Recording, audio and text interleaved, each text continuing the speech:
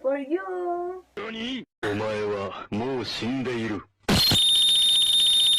So ngayon, kita nyo naman sa thumbnail at saka sa title ko anong gagawin natin ngayon.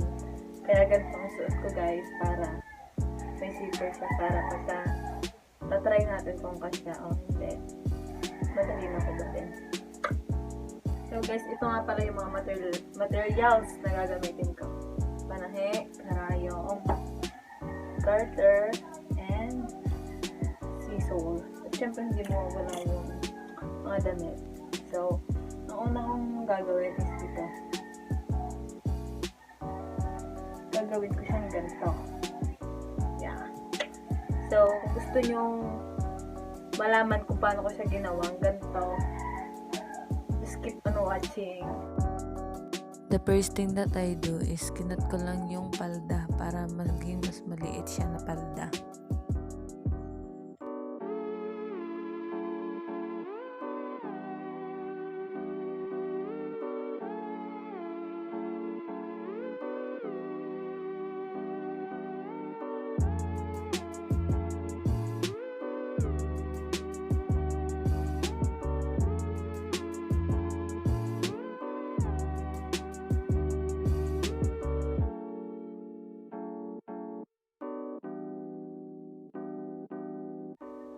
After ko naman siya makat, yung mga natirang tela, yan,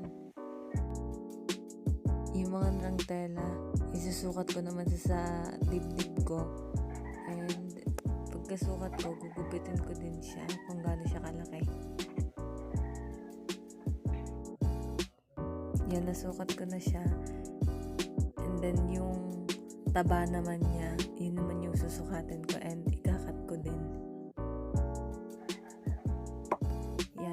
After ko siya makat, itutupi ko lang siya ng pabaligtad para tatahin ko naman siya para maging buo ulit.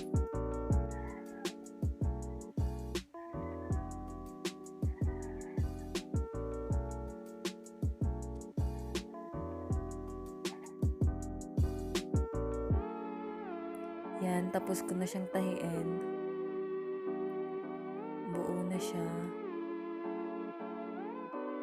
Sunod naman is yung mga gilid-gilid niya naman yung tatahin ko para hindi siya pangit tingnan. So yan guys, tapos ko na siyang tahiin. Then yung mga natira naman din na tela, gagawin ko naman siya para yung sa taas naman para maging sando siya. Susukatin mo lang din siya ulit. Yan, nasukat ko na siya kung gaano siya kalaki at kahaba. So, itutupi ko lang ulit siya ng pabaligtad tapos tatahiin ko lang ulit. Yan, after ko siyang natahi, babaligtarin ko lang siya. Yan, binabaligtad ko na siya. What?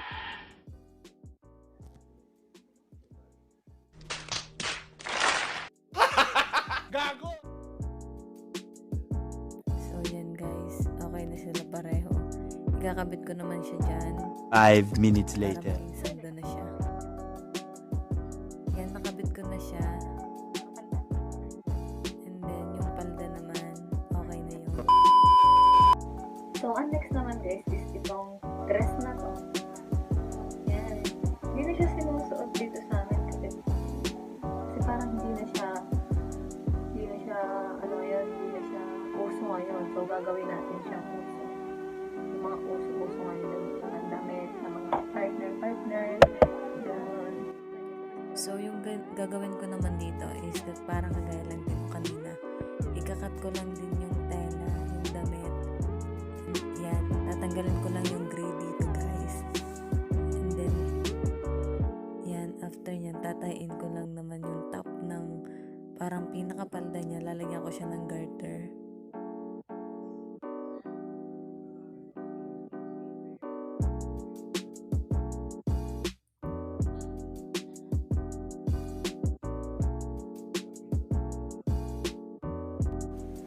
So, yun guys, tapos ko na tong lagyan ng garter. Yan. So, ang next naman is lalagyan lang natin siya ng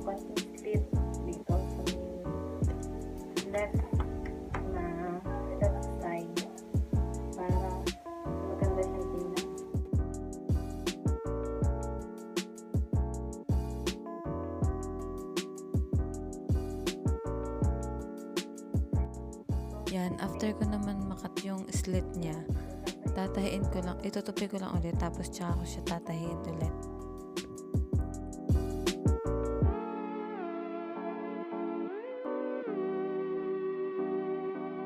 So yun guys, tapos ko na din siya lagyan ng slit. So ngayon naman is isusukat natin yung mga ginawa kong damit para makita niyo yung result.